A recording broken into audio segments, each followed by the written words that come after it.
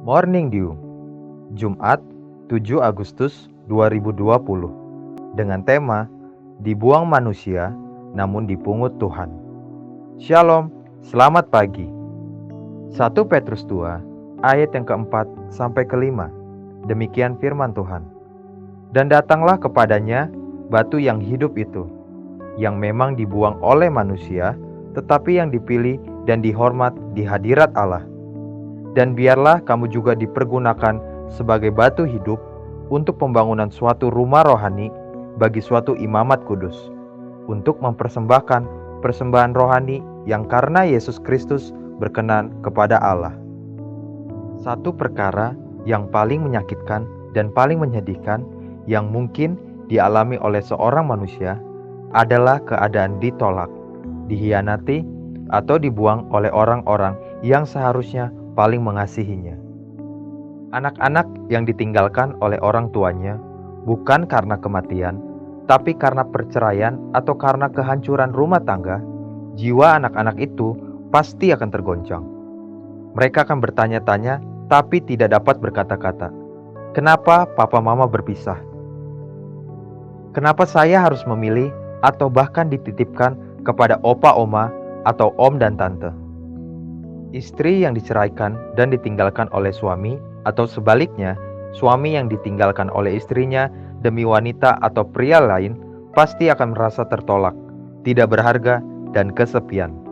Seorang yang ditinggalkan teman-temannya, dikorbankan oleh atasannya di perusahaan, dibuang oleh masyarakat, akan mengalami tekanan dan pertanyaan yang sulit untuk difahami, bahkan oleh dirinya sendiri.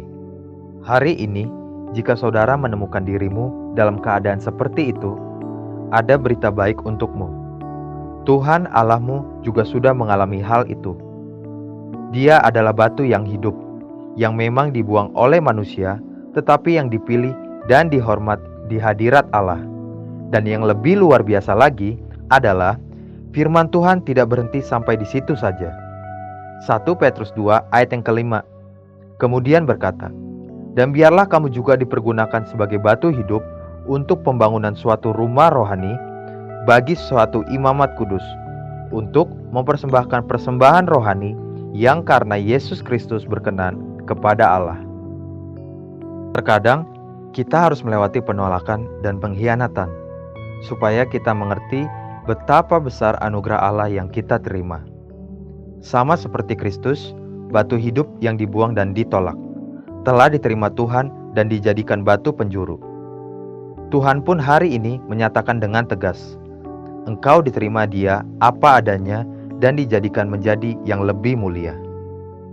Daud, anak bungsu keluarga Isai yang diremehkan, tidak diperhitungkan, saat pesta menyambut Samuel nabi Tuhan itu yang datang ke rumah Isai, ayah Daud bahkan tidak mengikut sertakan Daud dalam perjamuan itu.